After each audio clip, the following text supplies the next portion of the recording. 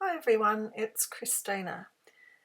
I was looking at this box, and aside from the fact that those Florentines were very delicious, I thought it was an interesting shape and size. So I have decided to pull it apart and make a journal out of it. At least I had no idea really. I was just actually thinking I'm going to pull it apart. It will probably be a journal. So I've pulled it apart and I'm cutting away all those little extra raggy-taggy edges. I don't need them. And then I have just got that basic spine left there and a front and a back cover. Now, when I was looking through my stash, I realised I had this little embroidered it's like a slip cover for a book. It's got the two little sides that you can slip something in. And I was just doing some freeform muck around embroidery on the day and had made that. Now it's been sitting there for a little while, but I realised it was a similar shape and size. So I'm cutting down the sides in order for it to fit in.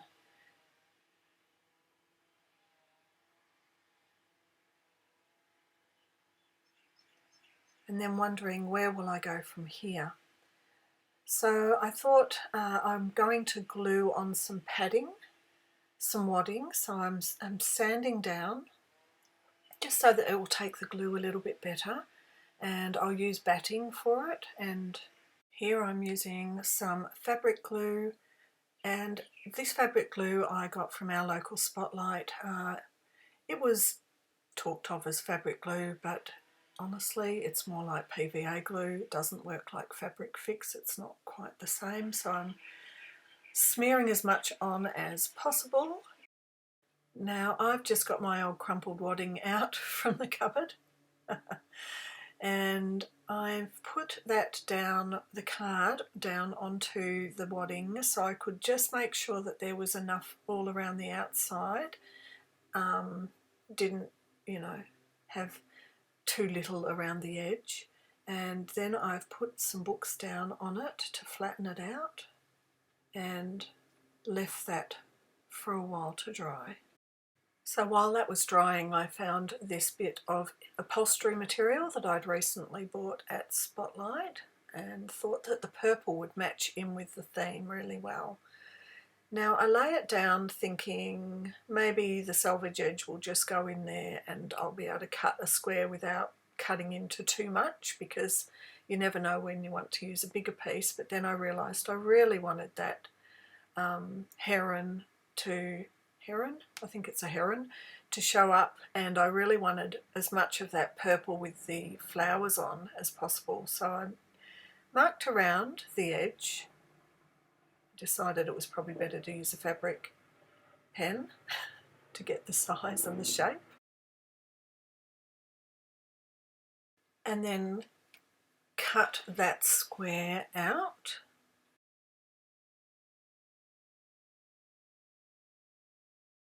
Now I'm just checking, making sure it fits in the little pockets, and it will be fine to glue it to the inside of the cardboard. I'm happy with the way that the heron and the backing is sitting in there. Next day I took off the books and it was flat, beautifully flat. So now I want to glue down, and I was using the Spotlight fabric glue and realised, no, actually I think that Fabric Fix might be better. It's going to be more solid.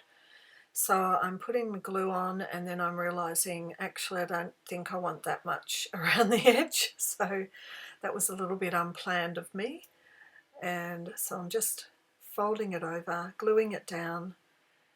Now the purpose of doing this was so that the outer cover is actually a little bit more padded than it was going to be.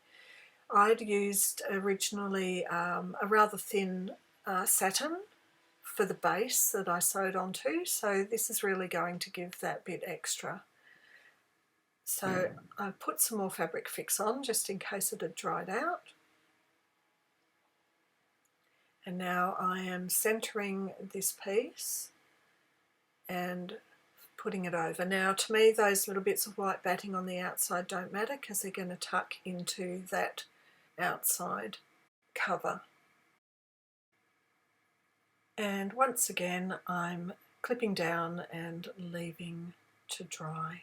And now that they're dried, I think I left this one overnight, I can just make sure it's all lining up and nice.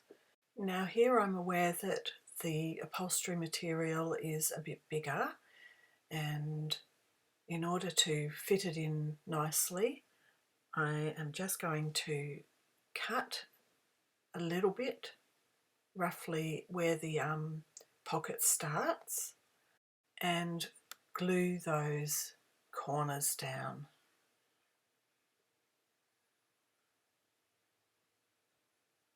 Once again, just clipping down till they're fully dried.